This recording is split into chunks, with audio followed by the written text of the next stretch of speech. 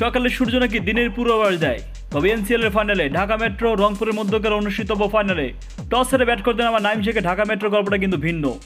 সিলেট আন্তর্জাতিক ক্রিকেট স্টেডিয়ামে এনসিএল এর টি-20 ফরম্যাটের প্রথম আসরে আজ দিনের শুরুটা হয়েছিল ইমরুজ্জামানের চমৎকার কাভার ড্রাইভের 4 রানের মাধ্যমে। তবে সেই হাসিটা 3 বলে বেশি টিকেনি। বিধ্বংসী মুকিদুল মুগ্ধর বলে পয়েন্টে ক্যাচ দিয়ে ইমরুজ্জামান ফিরে গেলে আসা যাওয়ার মিছিলে দাঁড়াতে পারেনি কোনো ব্যাটার। কোনো রান না করেই ফিরে যায় নাইম শেখ, আমিনুল ইসলাম বিপ্লব এবং আল ইসলাম।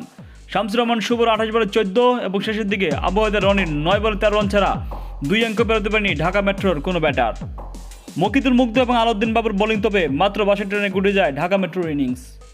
সিলেটের যে মাঠে ধুঁকতে হয়েছে ঢাকা মেট্রো ব্যাটারদের, সেই মাঠে অবশ্য স্বস্তিতে জিততে পারেনি রংপুরও। মাত্র 18 রানে 4 উইকেট হারিয়ে ম্যাচ হারের সংখ্যা দেখা যায় রংপুর শিবিরেও। তবে ফাইনালে চাপকে জয় করে আরিফুল হকের 14 এবং আনামের 14 রানের উপর ভর করে অবশেষে স্বস্তির জয় নিয়ে চ্যাম্পিয়ন হয় রংপুর। মুগ্ধ ছড়িয়ে ম্যান অফ দ্য ম্যাচ হয় মকিদুল মুগ্ধ।